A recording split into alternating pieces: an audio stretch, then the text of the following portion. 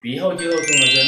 也是引起小朋友长期慢性咳嗽的一个原因。他一般就是早上起来咳嗽几天，最近反正就是老是抠鼻子，他鼻子也不舒服。你这种咳嗽，它主要是鼻炎所引起来的，鼻后肌肉一起来的时候分泌那种物体啊，刺激喉咙引起的咳嗽，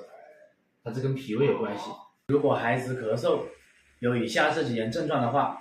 可能是鼻后肌肉综合征引起来的。第一点就是一躺下就会咳嗽，孩子一躺下，鼻涕往后面滴，刺激喉咙，刺激咽喉，孩子自己感觉咽喉那里有东西刺激他就会忍不住咳嗽。第二点就是孩子可能有过敏性鼻炎，或者是慢性鼻炎，或者是鼻窦炎引起来的，孩子老是抠鼻子、揉鼻子，感觉鼻子不舒服，感觉鼻子痒。第三点